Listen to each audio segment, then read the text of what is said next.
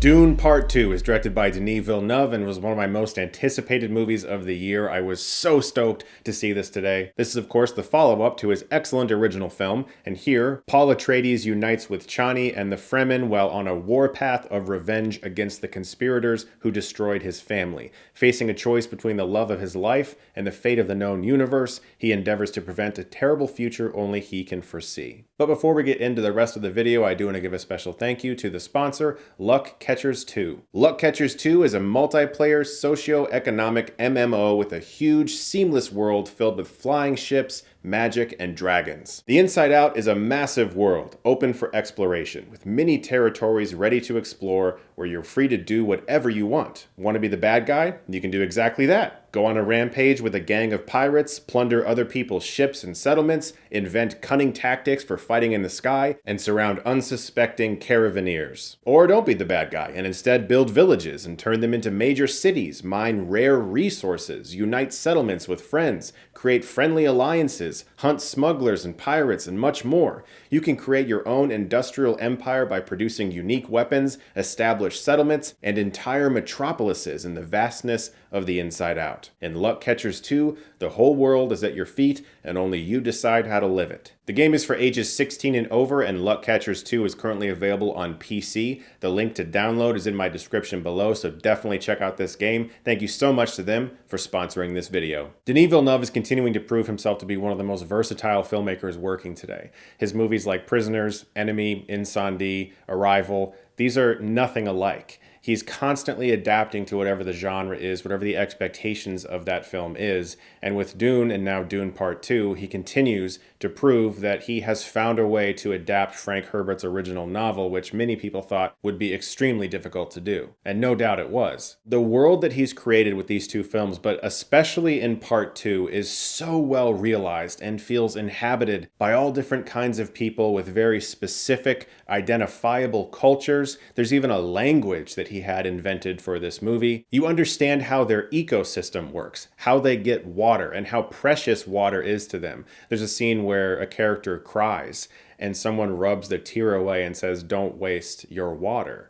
Like, that's how much they care about it, how important it is to them. And when you see the method in which they obtain water, it does seem kind of gross at first. In fact, a character vomits. But to survive, you gotta do what you gotta do. What's also really amazing, and I can imagine extremely difficult on the page, is to explain how all of these different faiths work, their beliefs. Some people view Paul as a messiah, other people think that that's just some made up shit. And there's all these names that are thrown around, and you hear them so many times that you begin to understand how their world works, how their beliefs work, and you don't need endless exposition where someone sits down and says, "This is how we believe, and this is how we believe, and I'm going to explain you the history of our belief system." You just see how important it is on their faces through the actors' performances, and you start to recognize how each and every one of their faiths differs from one another. The sound design for the movie is absolutely euphoric. You often hear whispers in the background with certain characters who are having visions or nightmares about things that they think might come to fruition.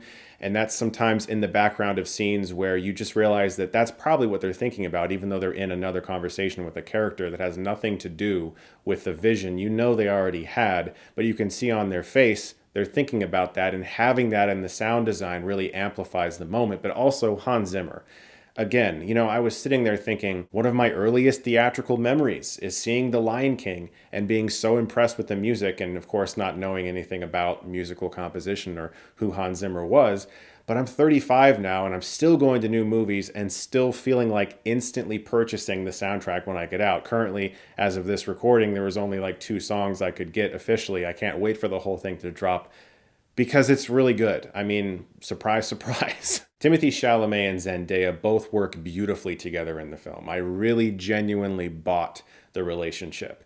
And it didn't feel cheesy. It didn't feel forced. It didn't feel like, well, we have to do this because this is what these movies do, right? It really worked very well for me. And both of them were just so well fleshed out and believable as people. You completely understood what each one of them wanted out of the other and hoped for the other in regards to their future. But also it was just very romantic. I found their relationship extremely heartfelt and touching. It should come as no surprise that director of photography Greg Fraser has once again solidified his stance in the pantheon of excellent cinematographers. Every single wide shot in this movie is a work of art. The close-ups are more for the actors, and the lighting is really great for all of those close-ups, but whenever Denis cuts to a wide, it just kind of takes your breath away. Denis Villeneuve is so good with spatial awareness in the image, having things in the foreground that are soft, focusing on the farthest away point in this desert plain, and you feel as if you're looking across 3,000 football fields, or these giant ships in the sky that seem to dwarf everything around them. There's an overhead shot of some characters pushing through a crowd of people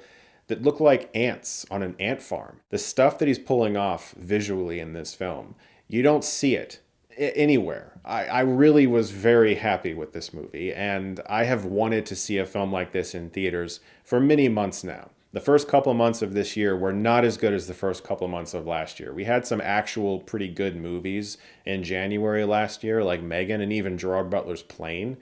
The first few months this year have been not great. This is like, okay, movies are back. Thank you. I needed that. This film, as well as Godzilla Minus One, have made me very excited to go to the movies. Let's talk about Austin Butler, who plays a villain here alongside Dave Bautista, who's excellent in the film. But Austin Butler is giving off like major Frieza vibes here. And I mean that as a compliment. He is killing so many of his own men because they do like one wrong thing and it's like, all right, you're dead, bye. And I won't spoil his line because it's super vicious. But he kills a guy and says something right afterwards, and I was like, damn, that is the coldest shit I have ever heard. There's also some surprise casting choices, at least they were for me. I of course won't ruin it for you. I don't know, sometimes there's news articles about these things that I miss, but there were some people who showed up in the movie that I was like, oh, okay, that's cool. I didn't know they were going to be in the movie, and that's exciting. So hopefully that continues a trend into the part 3 that I'm sure we'll get. This type of sci-fi that is so thought-provoking, that really does take its time in its scenes with its characters, excellent world building, a constant sense of dread and urgency about the future, really amazing action scenes, absolutely top-notch, nearly invisible CGI. This is exactly the type of movie that I want out of a massive, big budget sci-fi epic like this. Denis Villeneuve continues to impress me constantly. He is one of the best filmmakers working today, and I highly recommend Dune Part 2. Also this weekend, I'm going to be posting another feature presentation video. I hope you guys are looking forward to that. I'm having a great time making those. And it's for a movie that I had no idea that I had never discussed until I looked at my channel and I was like, I've never talked about First Blood. How have I never talked about that movie? I think that movie is much better than people give it credit for, and I also think it's aged very well. So look forward to that this weekend, guys. Thank you so much, as always, for watching. Look forward to more videos very soon, and if you like this, you can click right here and get Stuckmanized.